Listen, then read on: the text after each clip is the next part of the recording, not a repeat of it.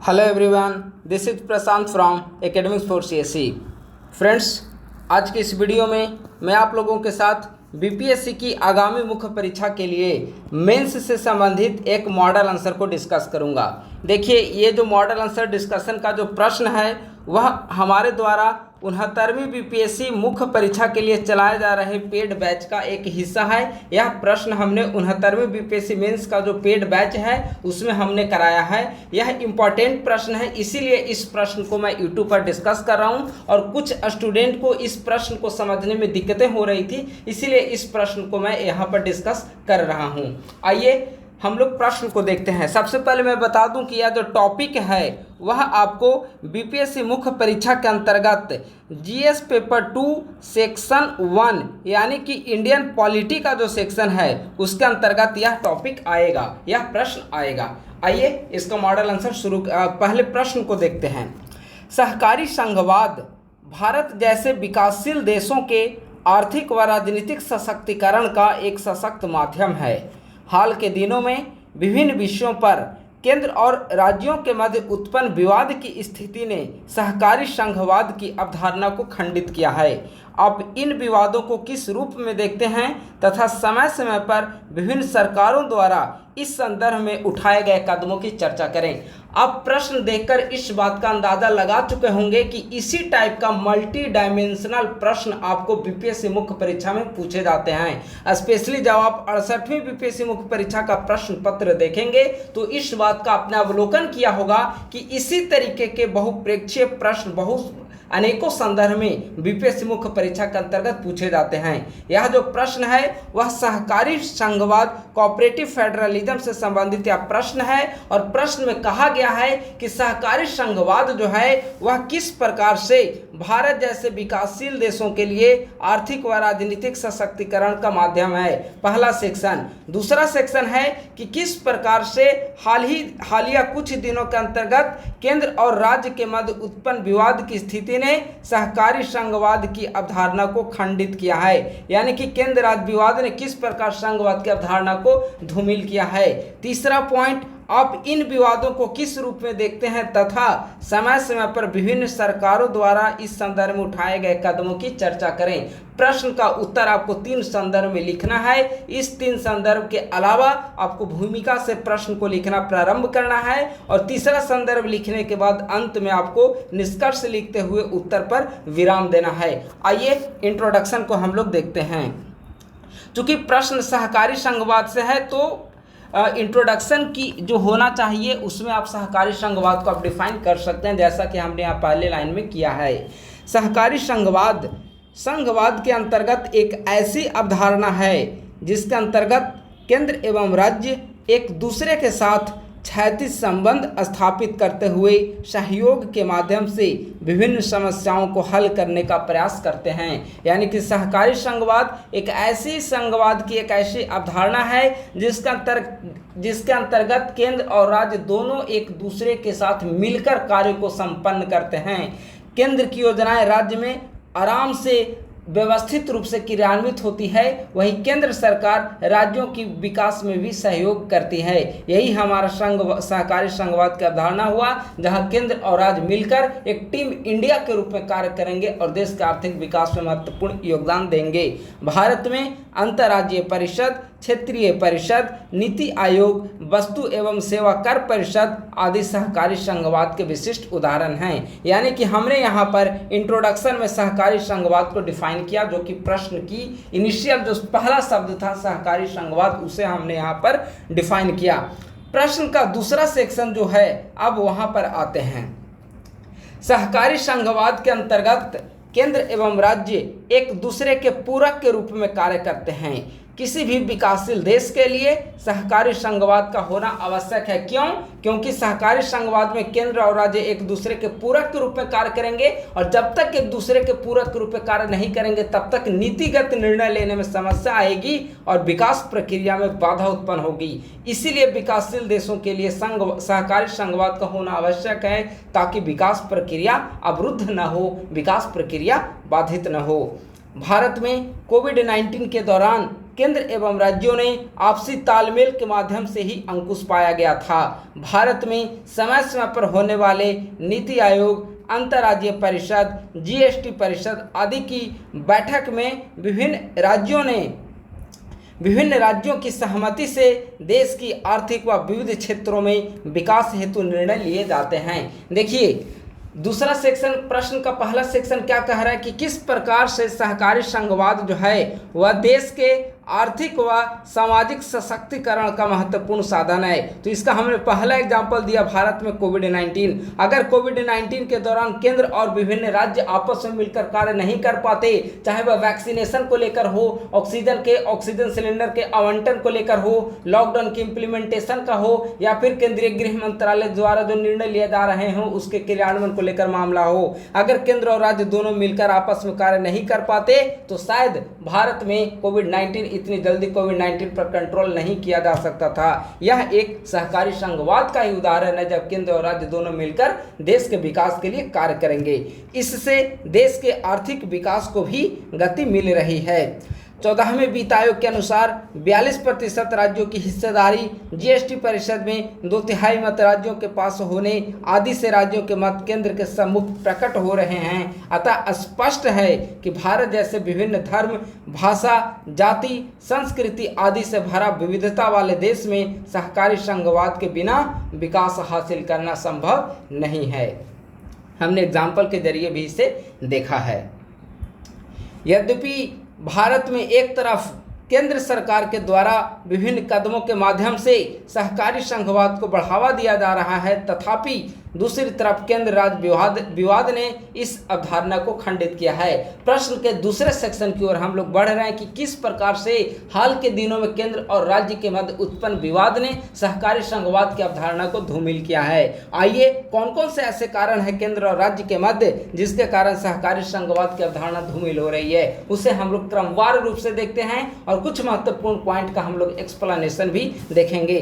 पहला और सबसे महत्वपूर्ण प्रावधान जिससे केंद्र राज्य संबंध या यूं कहें कि सहकारी संघवाद प्रभावित हो रही है, तो सबसे बड़ा कारण है इसका राज्यपाल पद का राजनीतिक रूप से दुरुपयोग। केंद्र सरकार राज्यपाल पद का राजनीतिक रूप से इस्तेमाल करती है और प्रायः केंद्र सरकार के द्वारा अपनी से विपक्षी दलों द्वारा शासित राज्यों को अस्थिर करने के लिए राज्यपाल पद का प्रयोग किया जाता है। आप याद करिए मध्य प्रदेश का शासन, जहां पर कांग्रेस शासित जो सरकारें थी उसको अस्थिर करने के लिए राज्यपाल पद का दुरुपयोग किया गया। आप याद करिए महाराष्ट्र की राजनीतिक व्यवस्था, जहां पर महाविकास अघाड़ी की सरकार को राज्यपाल के माध्यम से अस्थिर करने का प्रयास किया गया। इसी प्रकार से कई सारे उदाहरण वर्तमान सरकार के समक्ष ऐसे दिए जा सकते हैं जहां पर केंद्र सरकार राज्यपाल पद का उपयोग राजनीतिक इस्तेमाल के लिए करती है। ऐसे कई सारे एग्जाम्पल हैं। इससे केंद्र राज्य संबंध भी प्रभावित हो रहे हैं, राज्यों के साथ केंद्र का टकराव भी बढ़ रहा है और कहीं ना कहीं सहकारी संघवाद की भावना धूमिल हो रही है। दूसरा आर्टिकल, यह है आर्टिकल 356। आर्टिकल 356 का प्रयोग, आप जानते हैं आर्टिकल 356 का प्रयोग राज्यपाल के द्वारा राज्यों में संवैधानिक मशीनरी की असफलता की स्थिति में इसको इम्प्लीमेंट किया जाता है। तो इसका भी कभी कभी राज्य सरकारों को अस्थिर करने के लिए इसका प्रयोग किया जा रहा है। जीएसटी क्षतिपूर्ति, केंद्र जब जीएसटी जब गठित की गई थी, जीएसटी को जब इम्प्लीमेंट किया गया था, तब केंद्र सरकार के द्वारा कहा गया था कि आने वाले कुछ वर्षों के अंतर्गत जीएसटी को क्षतिपूर्ति कर देंगे, लेकिन अभी भी जीएसटी बकाया राज्यों के पास बना हुआ है। केंद्रीय अर्धसैनिक बलों की तैनाती, अब देखें, आपने देखा होगा कि केंद्र सरकार के द्वारा अक्सर राज्यों में लॉ एंड ऑर्डर के नाम पर सेंट्रल फोर्सेस की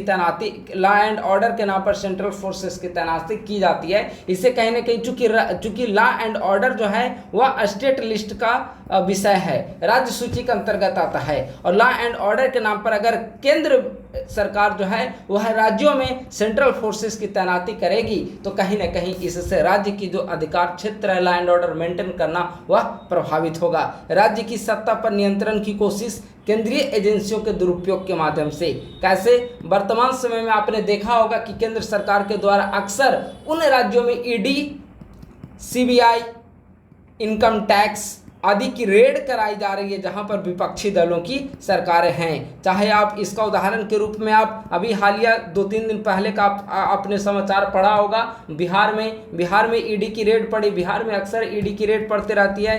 कर्नाटक का आप एग्जाम्पल लीजिए, राजस्थान का उदाहरण आप ले सकते हैं, पंजाब का आप उदाहरण ले सकते हैं, बंगाल का आप उदाहरण ले सकते हैं। कई ऐसे विपक्षी जो भी दल हैं उनको अस्थिर करने के लिए कई सारे ऐसे एग्जाम्पल हैं जो आप दिया जा सकता है, जहां पर सेंट्रल जो एजेंसियां हैं उनकी दुरुपयोग किया जा रहा है और सिर्फ विपक्षी दलों के द्वारा शासित राज्यों में उनकी राजनीतिक रूप से नुकसान पहुंचाने के लिए। तो इस प्रकार से कहीं ना कहीं अगर केंद्र सरकार के द्वारा इस प्रकार से राज्यों को लेकर रवैया अपनाया जाएगा तो सहकारी संघवाद की जो भावना है वह धूमिल होगी, और अगर सहकारी संघवाद की भावना धूमिल होती है तो कहीं ना कहीं हमारे देश का जो विकास है वह भी प्रभावित होगा। अब कुछ महत्वपूर्ण बिंदु हैं उसे हम लोग यहाँ पर देख लेते हैं। केंद्र व राज्यों के मध्य विवाद का प्रमुख कारण राज्यपाल का पद है। अक्सर ऐसा देखा जाता है कि केंद्र अपने मनपसंद लोगों को राज्यपाल के पद पर नियुक्त करता है। इससे वे केंद्र के प्रतिनिधि के रूप में कार्य करने लगते हैं तथा राज्य सरकार को अस्थिर करने का प्रयास करते हैं। दूसरा पॉइंट, राज्यपाल की स्वविवेकी शक्ति विधानसभा के द्वारा पारित विधेयकों पर जल्दी स्वीकृति प्रदान न करना भी विवाद की एक प्रमुख वजह है।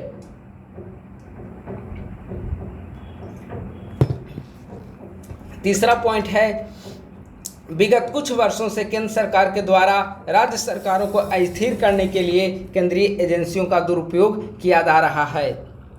आर्टिकल 356 का प्रयोग राजनीतिक उद्देश्यों से किए जाने की बढ़ती प्रवृत्ति ने भी केंद्र राज्य विवाद को गहराने का कार्य किया है। देखिए यहाँ पर कुछ महत्वपूर्ण पॉइंट, चूंकि अब जब एग्जामिनेशन में लिखेंगे तो सिर्फ ऐसा नहीं है कि आप ऐसे डायग्राम बना दिए 6-7 पॉइंट को लिख दिया आपका काम खत्म हो गया। इनमें से कुछ पॉइंट को आपको डिफाइन करना होगा, तो इसी पॉइंट को हमने यहाँ पर डिफाइन किया है। तो आपको भी एग्जामिनेशन में इसी प्रकार के आपको लिखने होंगे।